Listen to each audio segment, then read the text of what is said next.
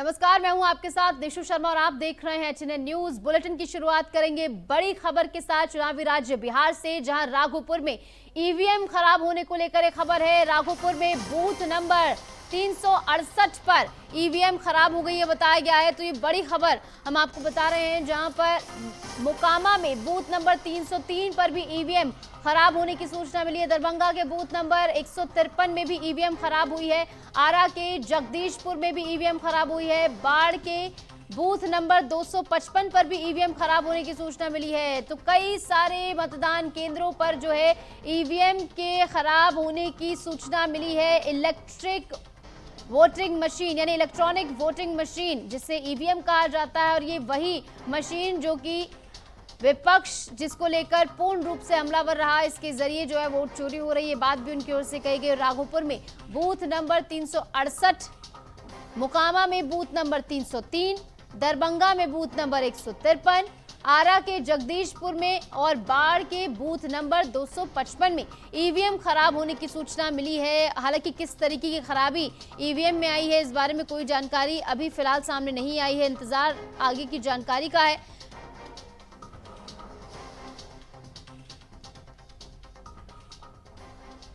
नजर आ रहा है और ये तस्वीर देख सकते हैं सामने किस तरीके से आप लोग भी आएंगे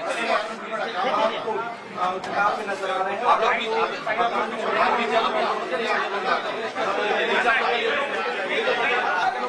लोग जो अपने मताधिकार का प्रयोग कर रहे हैं, इसमें डिप्टी सीएम सम्राट चौधरी को आपने देखा कि अपने मताधिकार का प्रयोग करने के लिए वो पहुंचे हैं। और ये तस्वीरें लगातार आपको मतदान केंद्रों की बाहर की दिखा रहे हैं। बिहार विधानसभा चुनाव के पहले चरण का मतदान लगातार जारी है। 121 विधानसभा सीटों पर मतदान की प्रक्रिया जारी और अपने मताधिकार का प्रयोग कर मतदान कर बाहर निकलते हुए सम्राट चौधरी आपको नजर आ रहे हैं तस्वीरों में, बिहार के डिप्टी सीएम। और दिलचस्प ये भी है कि देखिए पहले चरण में आज दोनों ही डिप्टी सीएम की किस्मत का फैसला होना है। तेजस्वी यादव जो चुनावी मैदान में, उनकी भी किस्मत का फैसला पहले चरण में ही होना है। और इसी के साथ कुल मिलाकर 16 मंत्री ऐसे हैं जो कि चुनावी मैदान में हैं, तो उनकी किस्मत का फैसला भी आज ही होगा। सम्राट चौधरी देखिए बाहर निकलते हुए आपको नजर आ रहे हैं, अपने मताधिकार का प्रयोग उन्होंने किया है। और भारी तादाद में मीडिया भी वहाँ पर मौजूद है जो कि उनसे मुखातिब होने के लिए जो है कोशिश कर रही है। फिलहाल सम्राट चौधरी आपको नजर आ रहे हैं। 1314 उम्मीदवार चुनावी मैदान में हैं। ऐसे में जनता का विश्वास किस तरफ जाएगा, जनता किस पर ज्यादा एतबार करेगी, ये देखना बेहद ही महत्वपूर्ण होगा। ऐसे में तस्वीरें लगातार आप देखिए, सम्राट चौधरी ने अपने मताधिकार का प्रयोग कर लिया है, बाहर वो निकल आए हैं पोलिंग बूथ से। और इसी के साथ साथ मीडिया से मुखातिब होते हुए सम्राट चौधरी फिलहाल नजर आ रहे हैं। और ऐसे में अन्य पोलिंग बूथ की भी तस्वीरें आपको दिखा रहे हैं। ये वो प्रेरणादायक तस्वीर जो कि आज के दिन बिहार के हर युवा को देखनी चाहिए, हर एक जन जन को देखनी चाहिए कि इतनी उम्र दराज होने के बाद भी बुजुर्ग महिला जो है अपने मताधिकार का प्रयोग करने के लिए मतदान केंद्र पहुंची। और ये कतार जो आपको नजर आ रही है, ये भी वही कतार है जो कि मतदान केंद्रों के बाहर लगी हुई है। अपने मताधिकार का प्रयोग करने के लिए बढ़ चढ़कर सुबह से लोगों के आने का सिलसिला जो है वो शुरू हुआ था और अभी भी लगातार जो है मतदान की प्रक्रिया जारी है। 121 विधानसभा सीटों पर यह मतदान हो रहा है। 1314 उम्मीदवार और जनता किस पर करेगी काम कर रहा है। बिहार की आर्थिक समृद्धि और लगातार जो 20 साल से आदरणीय मुख्यमंत्री नीतीश कुमार जी काम कर रहे हैं, आप लोग थोड़ा सा जो बदलाव हुआ वो हम लोगों ने जनता को बताया कि 20 साल पहले कहाँ बिहार था और आज बिहार कहाँ है। बिहार में ना मेडिकल कॉलेज थे, अंग्रेजों ने मेडिकल कॉलेज 2 बनाए थे, 2 सरदे कपूरी ठाकुर जी ने बनाए थे और उसके बाद सब नीतीश कुमार जी ने बनाए। बिहार में 8000 किलोमीटर भी सड़क नहीं था, आज बिहार में 1.5 लाख किलोमीटर सड़क है। बिहार में बेसिक नीड जो बिजली है वो मात्र 17 लाख लोगों को था, आज 2 करोड़ 14 लाख लोगों को सीधा बिजली से जोड़ने का काम किया है मोदी जी की और नीतीश की सरकार। हम वोट फॉर जॉब ये हम लोगों से चाहते हैं। गिरिराज सिंह का मतदान हो रहा है, क्या कहेंगे, क्या अपील करेंगे आप? हम तो सब लोगों से कहेंगे घर से बाहर निकले और vote for change, vote for development, vote for job, ये हम लोगों से चाहते हैं। का मतदान हो रहा है, क्या कहेंगे, क्या अपील करेंगे आप? कि हम तो सब लोगों से कहेंगे कि घर से बाहर निकले और vote for change, vote for development, vote for job, ये हम लोगों से चाहते हैं। का मतदान हो रहा है, क्या कहेंगे, क्या अपील करेंगे आप? कि हम तो सब लोगों से कहेंगे कि घर से बाहर निकले और vote for change, vote for development, vote for job, ये हम लोगों से चाहते हैं। का मतदान हो रहा है, क्या कहेंगे, क्या अपील करेंगे आप? कि हम तो सब लोगों से कहेंगे कि घर से बाहर निकले और vote for change, vote for development, vote for job, ये हम लोगों से चाहते हैं। की ओर से ये साफ कहा गया कि इस बार चुनाव में vote for change, vote for development and vote for job, क्योंकि ये सबसे बड़े मुद्दे बिहार के हैं। तो इसी मुद्दों को लेकर जो है तेजस्वी यादव ने बड़े ऐलान किए हैं और अपील भी उनकी ओर से यही कि vote for change, vote for job and vote for development.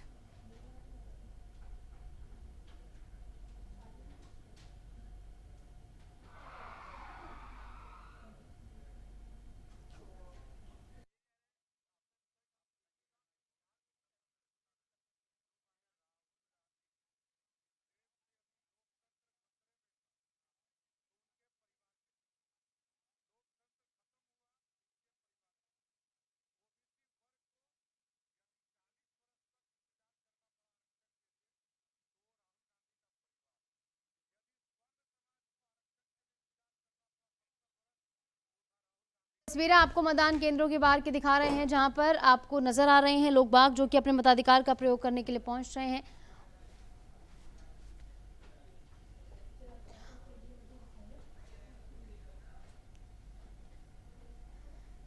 तो बिहार विधानसभा चुनाव के पहले चरण का मतदान लगातार जारी। इस बीच ज्यादा जानकारी के लिए हमारे साथ हमारे सहयोगी अभिषेक आनंद न्यूज रूम से लाइव जुड़ गए हैं। तो अभिषेक, पहले चरण का मतदान महत्वपूर्ण बहुत ज्यादा है, क्योंकि तेजस्वी यादव से लेकर दोनों डिप्टी सीएम और इसी के साथ 16 मंत्री जिनकी किस्मत का फैसला आज होना है।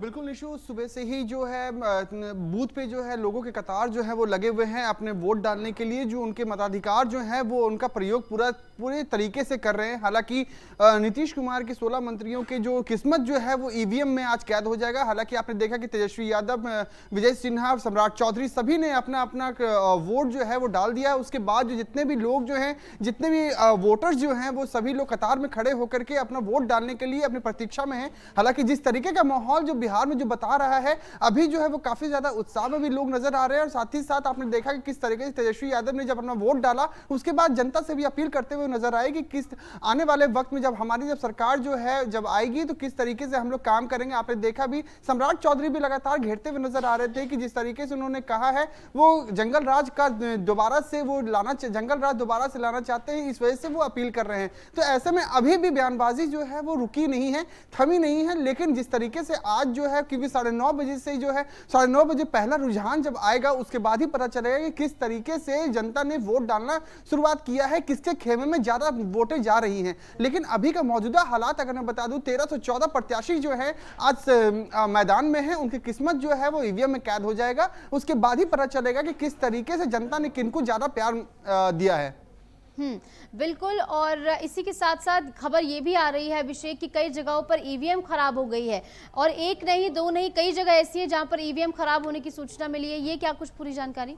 बिल्कुल निशु, देखिए जिस तरीके से ईवीएम खराब का होने का जो सामने जो आ रहा है वो कहीं ना कहीं नेटवर्क इशू के वजह से भी कहीं ना कहीं एक हो रहा है, क्योंकि वो गांव एरिया जो होते हैं, विलेज एरिया जो होते हैं, जहां पे परेशानियां होती है, नेटवर्क इशू का भी कहीं ना कहीं वजह बन सकता है। लेकिन अभी पूरा पुष्टि नहीं हो पाया है कि किस कारण बस ईवीएम खराब हुआ है। हालांकि जाँच अभी चल रही है। वहाँ पे पुलिस अधिकारी जो वहाँ पे जो बूथ अधिकारी जो लेवल के जो बड़े अधिकारी हैं वो भी अभी जाँच कर रहे हैं कि जल्द से जल्द ईवीएम को ठीक करके और जो मतदान जो है वो जल्द से प्रक्रिया शुरू की जाए। लेकिन जिस तरीके से जो खराब जो अब सुबह से ही, अभी पहला चरण अभी आया हुआ भी नहीं है, कंप्लीट भी नहीं हुआ है, लेकिन जिस तरीके से ईवीएम खराब होने का जो समस्या जो सामने आ रहा है, तो आने वाले वक्त में और भी परेशानियां हो सकती है लोगों को भी। जिस तरीके से, क्योंकि वोट डालने के लिए लोग सुबह से ही कतार में लगे हुए हैं और आने वाले वक्त में और भी अभी वोट डाले जाएंगे। सुबह शाम के 6 बजे तक ये वोट डाले जाते हैं, तो इस कहीं ना कहीं एक बड़ा भी फैक्टर बन सकता है आने वाले वक्त में। बिल्कुल, और इसको लेकर पूरा विपक्ष जो है हमलावर भी रहा। ईवीएम को लेकर कई तरीके के सवाल विपक्ष की ओर से पहले भी उठाए गए हैं। ऐसे में ईवीएम का खराब होना विपक्ष के हाथ में एक और मुद्दा मिलने जैसा है। बिल्कुल निशु, जिस तरीके से लगातार जो कहा जा रहा है कि आने वाले वक्त में काफ़ी ज़्यादा परेशानियां भी हो सकती है, तो कहीं ना कहीं विपक्ष जो है लगातार ये हमला कर रहा है कि जो ईवीएम खराब हो रहा है तो कहीं ना कहीं सरकार का बिल्कुल अभिषेक, आपके पास फिर से लौटूंगी, लेकिन उससे पहले तस्वीरें जरा दर्शकों को दिखा दें जहां पर मतदान केंद्रों की बाहर की तस्वीरें हैं। लगातार कतारबद्ध होकर तमाम लोग जो है वो पहुंच रहे हैं और इसी के साथ साथ उनकी ओर से जो है अपने मताधिकार का प्रयोग यहां पर किया जा रहा है। लगातार ये तस्वीरें आपकी टेलीविजन स्क्रीन पर जो भीड़ें आ रही हैं, पहले तो बिहार की जनता के लिए क्या मैसेज है आज के दिन? साफ है, अधिक से अधिक मतदान करें, बिहार के निर्माण को गति दें। बिहार लगातार अच्छी सरकार बनाकर और नीतीश कुमार जी ने जो काम किया, फिर से एनडीए की सरकार बनाकर, डबल इंजन की सरकार बनाकर बिहार के विकास को गति। सर, तेजस्वी जी ने आज कहा कि हम सरकार बनाएंगे, शपथ लूंगा मैं 18 को। अब देखिए, सपना देखने वाले को कोई दिक्कत नहीं, देखने सर वैकेंसी है यहाँ कह रहे हैं? एकदम कोई वैकेंसी नहीं है। नीतीश कुमार जी के नेतृत्व में फिर से सरकार। धन्यवाद सर।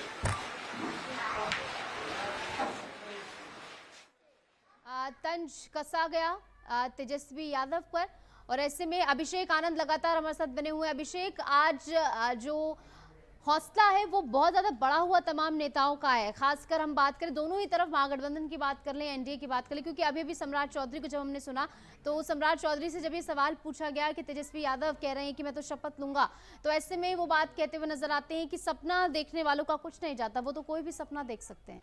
निशु, देखिए, आपको मैंने थोड़ी देर पहले भी यही बात बताया कि हालांकि आज जो है वो पहले चरण की चुनाव है, 121 सीटों पे जो चुनाव जो होने वाले हैं, तो कहीं ना कहीं आज भी जिस तरीके से सम्राट चौधरी ने कहा तेजस्वी यादव है, क्योंकि तेजस्वी यादव पूरा कंफर्म है, फुल्ली कॉन्फिडेंस है उनको कि इस बार जो है वो इस बार आरजेडी की सरकार बनने वाली, महागठबंधन की सरकार बनने वाली है। तो इस वजह से उन्होंने इस तरीके का बातचीत सामने लेकर के, क्योंकि जिस तरीके से बिहार का जो मौजूदा हालात जो थे, पहले जिस तरीके से लोगों का कहना था साफ तौर पे कि क्योंकि अभी जो मौजूदा सरकार जो है वो जंगल राज चला रही है, पलायन की समस्या है, बेरोजगारी की समस्या है, तो इसको ध्यान में रख करके उन्होंने इस तरीके का बयान सामने रखा। लेकिन जिस तरीके सम्राट चौधरी ने जिस पे जो पलटवार जो किया है, उन्होंने साफ तौर पे ये कहा कि सपना देखना गलत नहीं है, लेकिन कहीं ना कहीं दोनों ही पार्टियां जो है सपना देख रही है, लेकिन जनता को यह तय करना है कि किन पे सबसे ज्यादा भरोसा किया जा सकता है, क्योंकि मैनिफेस्टो जो है वो दोनों ने बहुत पुख्ते तरीके से तैयार किया है, बहुत सोच समझ के तैयार किया है। तो जनता को इसको तय करना है कि जनता किस पे ताजपोशी करेगी, और आने वाले वक्त में, क्योंकि 14 तारीख को जब काउंटिंग जब होगा तो उसके बाद ही पता चलेगा कि कौन सी सरकार पे जनता ने ज्यादा विश्वास जताया है और किसको, जैसे जिस तरीके से आरजेडी ने जो तेजस्वी यादव को जो सीएम फेस को सामने रखा महागठबंधन ने, और जिस तरीके से डिप्टी सीएम को रखा है सामने मुकेश सहनी को, तो ऐसे में जनता को भी तय करना है कि ये दोनों जो लोग हैं किस तरीके से जो सच्चाई जो है जो उन्होंने जो सामने रखा है सरकार के विरुद्ध में, तो कहीं ना कहीं एक बड़ा फैक्टर ही बनता चला जाएगा, और आने वाले वक्त में सरकार को तय करना है कि किस तरीके से जनता का प्यार जीत सके।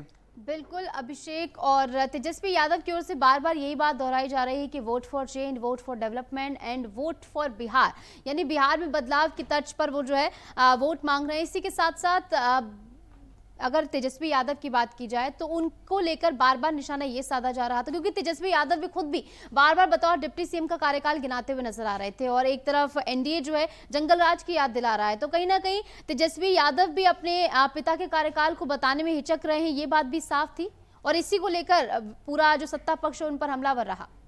देखिए निशु, जिस तरीके से एनडीए सरकार ने, नीतीश कुमार की सरकार ने जिस तरीके से तेजस्वी यादव को घेरा है, लालू प्रसाद यादव के इस कार्यकाल को कहीं ना कहीं उन्होंने गिनवाने की कोशिश की है, उनको याद दिलाने की कोशिश की है, तो ऐसे में जिस तरीके से, क्योंकि उस वक्त की जब सरकार जब थी तो जो पलायन की समस्या जो थी वो कहीं ना कहीं बहुत कम थी, लेकिन अभी का मौजूदा हालात अगर मैं बता दूं तो बिहार में जिस तरीके से पलायन की समस्या, क्योंकि लोगों का साफ तौर पर यह मांग भी है सरकार से कि बिहार में जो है वो कोई भी फैक्ट्रियां नहीं नहीं है, कोई भी इस तरीके की इंडस्ट्री नहीं है जो लोग वहां पर जाकर के जॉब कर सके, अपने घर बार चला सके। तो ऐसे में एक बड़ा फैक्टर बन गया है जिसके वजह से लोग जो पढ़ाई, जो इंडस्ट्रियल एरिया में जो पढ़ाई कर रहे हैं, उनको बाहर जाना पड़ रहा है अपनी स्किल को दिखाने के लिए। अगर वही स्किल अगर बिहार में दिखाया जाता तो बिहार आज जिस तरीके से जिस तरीके से नीचे जाते जा रहा है वो और भी डेवलप होता। लेकिन सरकार जो है अपनी उपलब्धियां गिनवाने में कहीं भी चूक नहीं कर रही है। तो ऐसे में आपने देखा कि पिछले बार जिस तरीके से रैलियां जो हुई हैं, तमाम स्टार प्रचारक जो हैं अपने अपने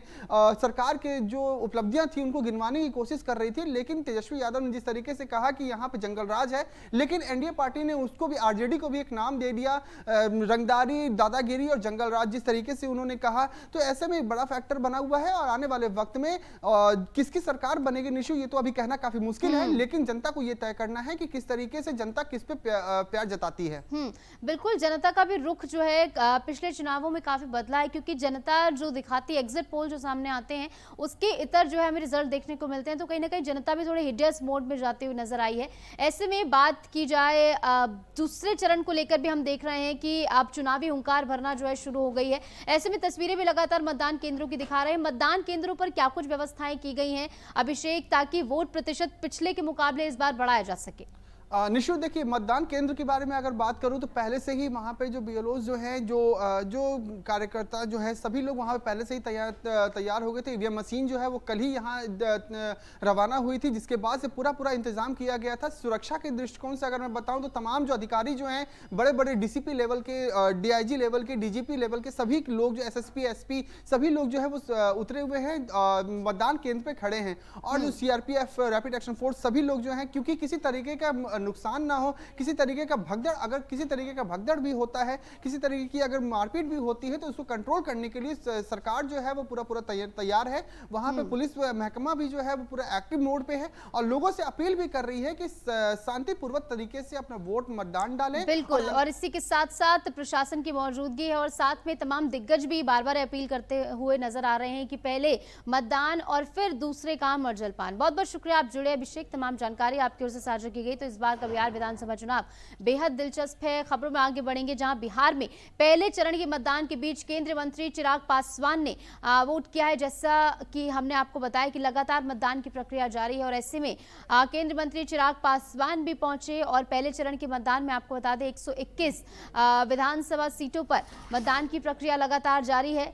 और इसी के साथ साथ बिहार में जो पहला चरण है, जिसमें तमाम बड़े दिग्गजों की किस्मत का फैसला होना है, जहां पर बताया ये गया है कि 121 विधानसभा सीटों पर हो रहा है मतदान और 1314 उम्मीदवार चुनावी मैदान में हैं। तो बिहार में पहले चरण के मतदान के बीच जो है लगातार तमाम दिग्गज चेहरे जो है वो भी अपने मताधिकार का प्रयोग करने के लिए पहुंच रहे हैं और इसी के साथ साथ लोगों से अपील भी करते हुए नजर आ रहे हैं कि इस उत्सव में अपनी भागीदारी सुनिश्चित करें।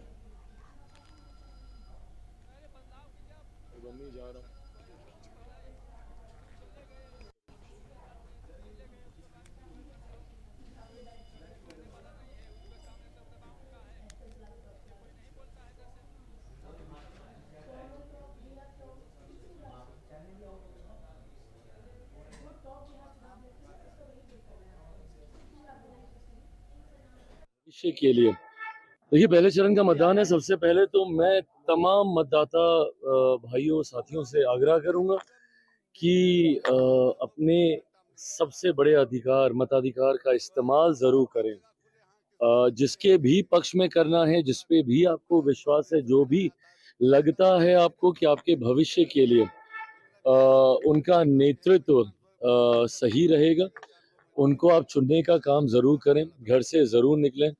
मैं तो चाहूँगा कि एक रिकॉर्ड क्रिएट हो, मैक्सिमम हाईएस्ट पोल हमारा राज्य आज के दिन करे, पहले चरण के मतदान के दिन करे। मैं खुद अपना वोट करने जा रहा हूँ, मैं खुद अपने मताधिकार का इस्तेमाल करने अपने गांव शहर बनने जा रहा हूँ।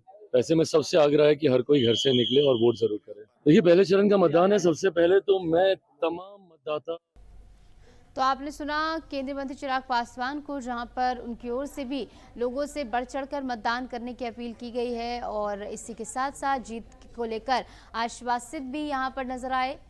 केंद्रीय मंत्री चिराग पासवान, और इसी के साथ साथ उन्होंने भी जानकारी दी कि मताधिकार का प्रयोग करना बेहद ज़रूरी है और लोकतंत्र के इस उत्सव में अपनी भागीदारी सुनिश्चित करना भी बेहद ही महत्वपूर्ण है, ज़रूरी है। हर एक बिहार वासी को ये अधिकार जो मिला है इसका निर्वहन करें, ये जिम्मेदारी के तौर पर भी इसे देखा जाए, क्योंकि आप जिससे सत्ता पर काबिज करते हैं, जिसे कुर्सी पर बैठाते हैं, वो ही आने वाले समय में शासित करती है, शासन करती है।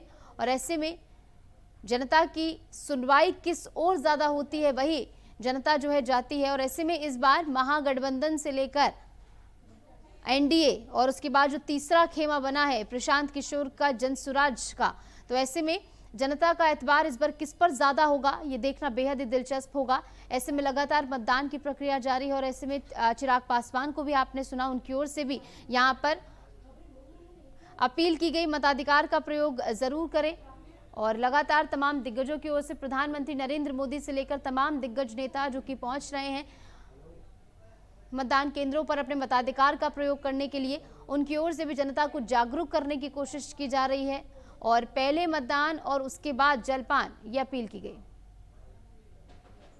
बढ़ेंगे आगे। घाटशिला विधानसभा में उपचुनाव को लेकर तमाम राजनीतिक पार्टियां अपनी पूरी ताकत मैदान में झोंकती हुई नजर आई। इस मामले को लेकर हमारे संवाददाता जयंत कुमार ने लोगों से बात की और जानने की कोशिश की कि इस चुनाव में जनता की आखिर क्या कुछ मुद्दे हैं। देखिए। घाटशिला विधानसभा में 11 नवंबर को चुनाव होना है और अब चुनाव में महज 5 दिन ही बाकी है और इस 5 दिन में जनता के मन में लगभग यह तय हो चुका है कि हम वोट किसको देंगे। तो हम मुसाबनी के इलाके में आए हुए हैं। मुसाबनी घाटशिला विधानसभा के अंदर ही आता है। इस मुसाबनी में आम जनता, आम पब्लिक क्या सोचती है, किन मुद्दों के साथ वोट करेगी, किस प्रत्याशी को अपना जो वोट है वो वोट देगी, इस तमाम चीज़ों को लेकर आम जनता से जानेंगे। आम जनता के पास पहुंचे हैं, इससे पूछना जानेंगे कि आखिर इनके मन में क्या चल रहा है, मन को टटोलेंगे। क्या चल रहा है दादा इस बार? देखिए इस बार जो है ना सोमेश को जिताएंगे। मुद्दा क्या रहेगा चुनाव में? मुद्दा देखिए उसके जो पिता रहे हैं, स्वर्गीय पिता रहे हैं, वो जनता के लिए बहुत कुछ किए हैं और भी बहुत कुछ किए। वैसे तो मैं बोल नहीं पाएंगे क्योंकि हम लोग तो पोटका विधानसभा के पढ़ते हैं। अच्छा, पोटका विधानसभा के इस क्षेत्र के लिए नहीं है। इस क्षेत्र में सबसे बड़ा एक बात चल रहा था, इधर HCL का मुद्दा है। HCL काफी दिनों से बंद पड़ा है।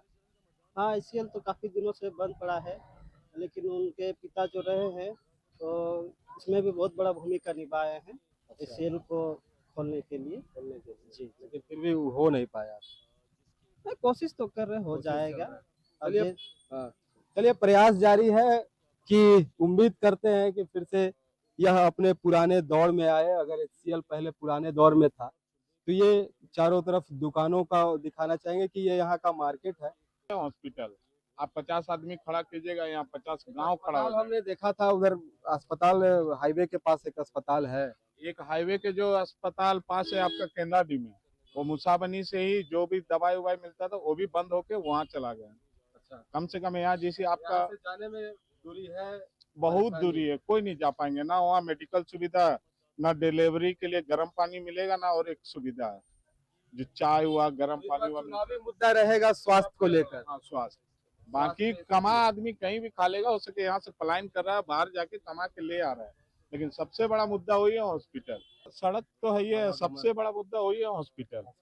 किसी को भी चाहिए एक तो हॉस्पिटल मिल जाए बहुत है। देखिए, स्वास्थ्य होता है कि जीने के लिए आदमी रहते हैं, जीने खाने के लिए स्वास्थ्य की कभी न कभी तबीयत खराब होता है तो आप मेडिकल की सुविधा जरूर लेते हैं। लेकिन यहाँ जिस तरह मुद्दा लोगों ने बताया कि स्वास्थ्य का मुद्दा रहेगा, हॉस्पिटल नहीं है, आसपास के इलाके में हॉस्पिटल नहीं है। देखिए, ये चप्पल जूता का है, हमारे साथ चाचा है, इनसे भी बात करेंगे कि चाचा पहले तो आपका इस दुकान कितने दिन से यहाँ लगाए हुए हैं? कम से कम 20 साल। 20 साल। 20 साल में तो सभी सरकार को जरूर देखे हो। एकदम पूरा देखे हुए हैं। लगातार यहाँ सरकार चेंज भी कुछ हुआ है, कुछ सत्ता परिवर्तन भी हुआ है। क्या बदलाव हुआ है कुछ यहाँ? बहुत सारा बदलाव हो गया है। अभी हम लोग का यहाँ माइंस नहीं है, फैक्ट्री नहीं है, जो भी है गांव देहात का आदमी आता जाता है, उसी में परिवार चलता है। दुकानदारी चल जाता है। हल्का फुल्का चलता है, मैंने पहले का तरह नहीं रहा।